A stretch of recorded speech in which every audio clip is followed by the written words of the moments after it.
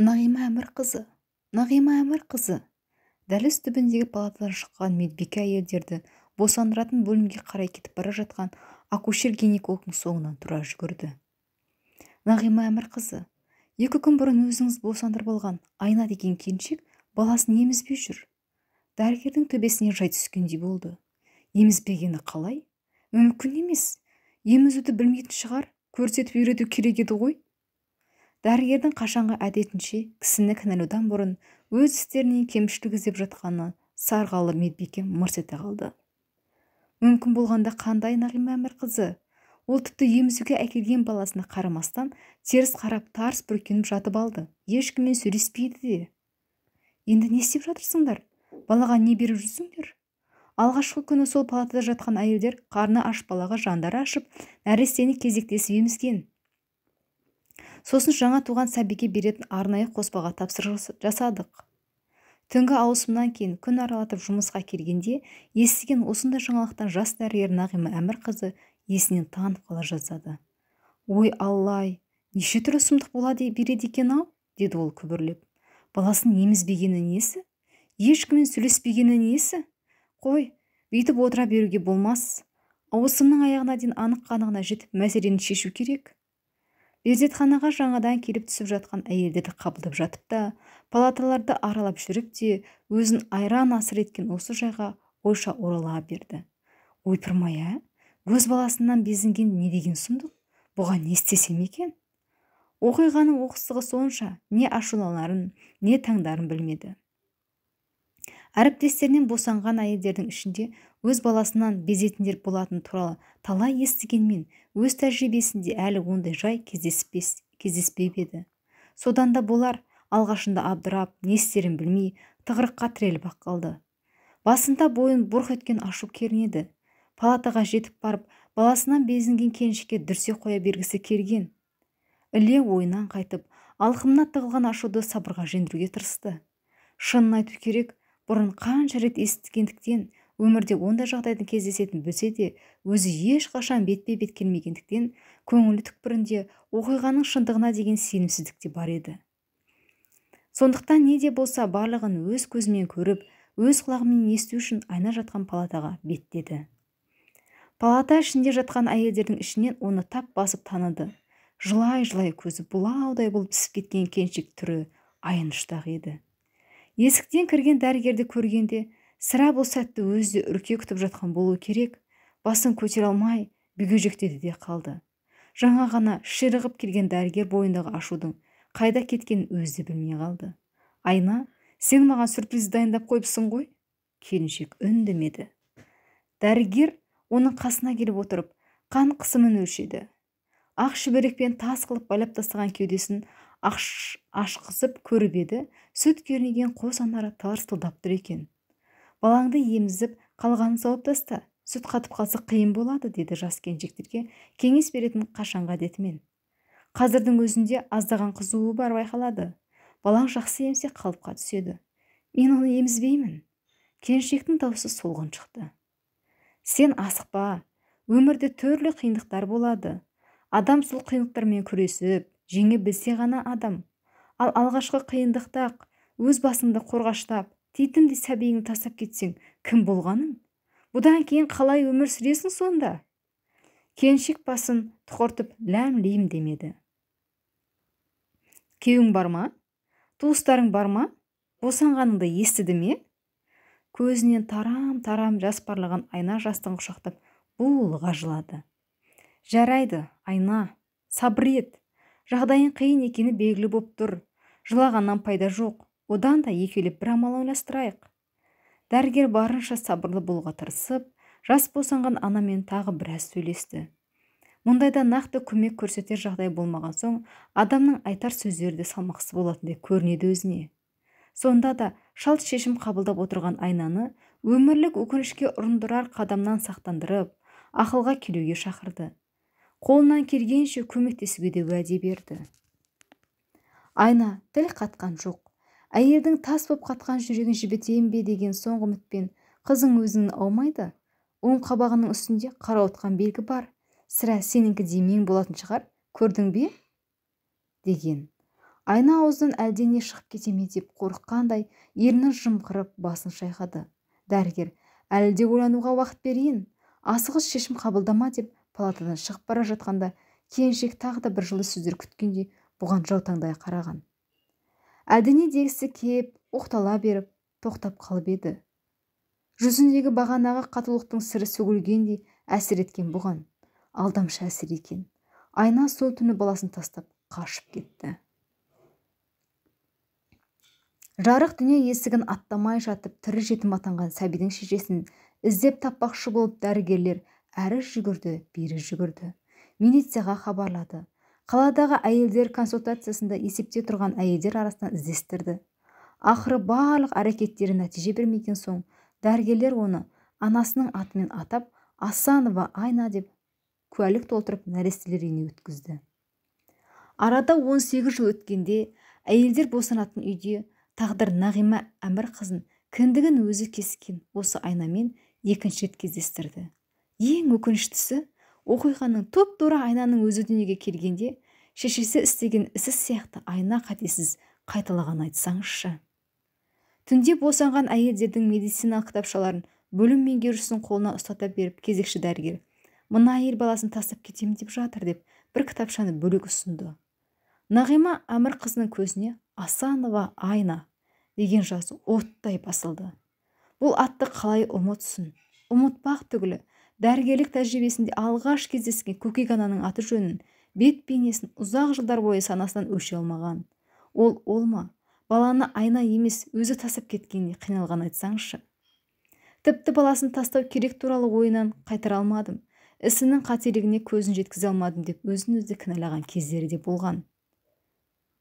Кейде автобус терезесіне қарап отырып, көшеде кетіп бара жатқан жас әйелдерден сол қашқын әйелге ұқсастық іздеп кездесіп қалам ба деп қарап жүретін өзі де байқамай қалатын. Бірде екпіндей басып өзінен озып бара жатқан жас қызды соған ұқсатып қолына шап беріп ұстай алғаны бар, бірақ ол Айна болмай шықты. Келе-келе мұндай оқиғалардың қаншасы бастан өтті. Енді міне тағдырдың өзі алдына шығарып отыр. Жай ғана шығарып қоймай, жүрек пен жүйкеге салмақ түсірер тағы бір оқиғаны кесе көлденең тартып отырғанын қарасаңызшы. Әлде сонау дәрігерлік қызметке алғаш кіріскен жылдары тәжірибесінің жоқтығынан, өмірден көріп білген аздығынан, қолында билік жоқтығынан жіберілген кемшіліктің орнын толтырсын деп алдынан шығарып отыр ма екен? Кітапшаларды жинай салып дәрігер Айна жақа палатаға беттеді. Өрімдей жас әйел, не айтатыныңды білемін дегендей дәрігерге немқұрайлы көз тастап суық амандасты. Оң қабағының үстінде ноқаттай қара мең, мөлдіреген көзін одан бетер мұңға толтырғандай. Толғаға ауыр болып қиналып босанды ма екен, әлде жанын жігіттей жеген ойқа жытты ма екен, әйтеуір түр шаршаңқы. Кешелі бері өзіне келіп, ақыл айтушыларда мезі болған көрсеткісі келгендей, сен де қалай кесең солай кетесің дегенді білдіріп, Нағима Әмірқызына мысқылдай қарады. Нағима Әмірқызы жағдайын сұрап, бөпеңді көрдің бе дей беріп еді. Мәселені бірден шешіп тастағысы келіп, я от него отказываюсь деп қойып қалды. Әңгімен одан әрі созбау үшін айтар сөзін алдын ала даярлап қойған сияқты.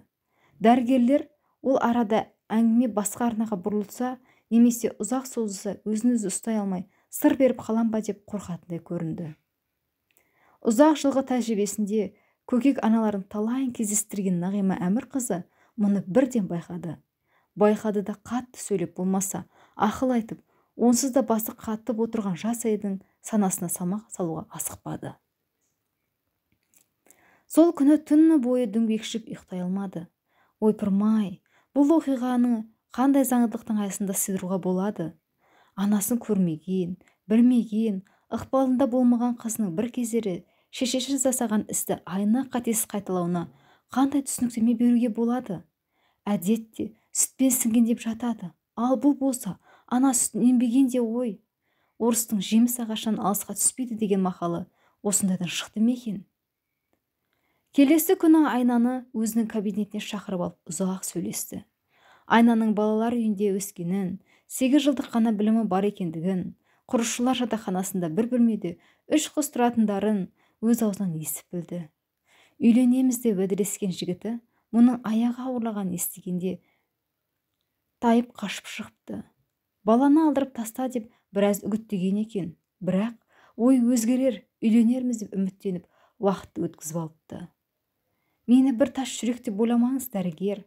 Шынымды айтсам, алдыртып тастамаған өзім. Аядым, бірдеңе қылып өсірермін деп ойлағам, бірақ қолық сұмдықтан таза ой. Тек басына түскен мына жайдан, жапан дүниеде баласын құшақтап жалғыз қалатынынан үрейленетіндей. Оның үстіне басында үйі, қасында сүйіп болар адам жоқ. Қалай күн көрмек? Өзінің өмірі туралы біраз мағлұмат берген әңгімесін аяқтай бере: «Вообще, я сама тоже отказный ребенок. Так что это у меня, наверное, в крови», деді. Сосын мысқылмен жымиып. Бұл сөзінің жаны бар еді. Перзентханада қалдырған балаларға сондай қағаздың рәсімделетіні рас. Содан бұл қағаз баланың кітапшасына тігіліп, ол кәмелетке жеткенше тастанды екенін айғақтайды да тұрады. Осы отырған айнаға қарғы сатқыр сол құжаттың толтырылғанына Нағима Әмірқызының өзі куә. Есіне сол түсіп дәрігердің үнсіз қалғанын пайдаланған айна енді бастырмалата сөйлеп шабуылға шықты. «Міне, сіз оқыған, ақылды адамсыз, дәрігер. Айтыңызшы, ана мені неге тастап кетті? Өзі аман сау, ештеңені уайымдамай өмір сүріп жатқан шығар. Тіпті бақытты да болуы мүмкін. Ал мен болсам, бір ауыз жылы сөзге зар болып өстім. Мен қайда мейірімді болмақпын. Мен оның тіпті қандай сезімде екенін де білмеймін. Отбасы дегенің не екенін, аналық махаббаттың не екенін маған сол үйрету керек еді ғой. Ал ол мен бойында пайда болған күннен бастап қалай құтылуды ойластырған болар. Яғни, менің мұндай қадамға баруым заңды нәрсе. Егер сол кезде мені тастап кетпегенде, мен де бұл баланы қалдырмас едім». Нағима Әмірқызы үшін бұл күтпеген жай емес еді. Өзінің ойы да кешелі бері осыған сая берген. Ойына америкалық психолог Вирджиния Сатридің бала тәрбиесіне қатысты айтқан сөздері оралды. Жер бетінде тыныштық орнату ынтымақты отбасын құруға өте ұқсас. Біз отбасыларына көмектесуге тырысамыз, және осы білімімізді дүниені қайғы-қасіреттен арылту үшін пайдалана аламыз. Күшпен, қорқытып, үркітумен, өз дегеніне қол жеткізіп үйренген бала есейген кезде мәселелерін шешу үшін сол амал тәсілдерін қолданады. Айналамыздағы адамдардың көпшілігі осылай тәрбиеленгендіктен көптеген мемлекеттер басшыларының диктаторлық тәсілдерге жүгінетін таңғаларлық нәрсе емес. Енді осындай сұмдық қателік, қатыгез әдет ұрпақтан ұрпаққа жалғаса беру керек пе? Сен балаңды тастап кеткенде, анаңа кеткен кегін қайта ма? Ойланшы. Өзің айтып отырсың, бір ауыз жылы сөзге зар болдым деп. Сол жылы сөзден, ыстық алақанынан сен айырма сәбиіңді. Қатыгездіктің тізбесін сен өз сөйтіп. Ертең бұл азамат болғанда көрген қиындықтың бәрі күндегідей болмайды. Ол өседі дегенше сіздерге айту оңай. Мен баламен қайда барамын, қалай күн көремін, ешкімнің ештемесінде шаруасы жоқ. Сіз маған жаныңыз ашығандықтан емес, тастап кеткен баламен басыңызды қатырмау үшін айтып отырсыз. Әйтеуір мені осы үйден баламен шығаруыңыз керек, солай емес пе? Түптің түбінде баланы, басқа барлық проблемаларды құшақтап мен ғой жалғыз қалатын. Жалғыз қалмайсың, мен саған уәде беремін. Кел, екеуміз былай келісейік. Сен балаңды алып шығып, қазіргі бөлмеңде тұра тұр. Қасыңда қыздар бірер айда шыдайды ғой. Ал оған дейін мен осындағы бөбектер үйінің бірімен кезіп қояйын. Ол менің қолымнан келеді. Күмәнің болмасын. Соның ішінен сәл күш жинаған соң сен істейтін бір жұмыс қарастырамыз. Балаң қасыңда болады. Бұған қалай қарайсың? Айна қайдан білейін дегенде иығын көтеріп қобалжулы сияқты. Адамның алғашында тас бекем ойынан тез қайтуда оңай емес қой. Соны түсінген дәрігер Айнаны уәдеңді бер деп асықтырмады. Бар болғаны, бар, қазір бөпеңді әкеп бер деп айтамын. Мәмесін бер. Ол сен екеуміз күткенде үлкен азамат болып өсуі үшін қазір көп емеу керек деді. Кешеле бері тістеніп, көзінен бір тамшы жас тамбаған Айнаның жанары жас ауырып үнсіз басын изеді. Бөлмедегі қыздармен одан кейін жатақхана комендантымен келіссөз ойлағаннан ұзаққа созылып кетті де, Айна басқа әйелдерге қарағанда перзентханада ұзағырақ жатып қалды. Арада жарты айдай уақыт өткенде барып дәрігерлер орталарына ақша шығарып, сатып алған жайлық жөргекке арналған сәбиін перзентханадан көтеріп шыққан. Есіктен шыға берген оны бірнеше әріптесі, бөлмелес қыздары улап-шулап қарсы алды. Бірінен кейін бір құшақтап қолдау көрсетіп, қайраттандырып жатқан қыздың арасынан алға шыққан комендант: «Қане, біздің полкымыздың баласы», деп құндақтаулы нәрестені қолына алды. «О, нағыз сарбаз болатын жігіт қой мынау. У-шуды құлағына дәлер емес, жарайсың қызым, бізді қорғайтын батыр туыпсың». Бағанадан бері жанарына жас толып үнсіз тұрған Айна өкси демалып езу тартты. Назарларыңызға рахмет. Осы әңгімеден кейін қандай ойда болғандарыңызды пікірде қалдыра кетіңіздер.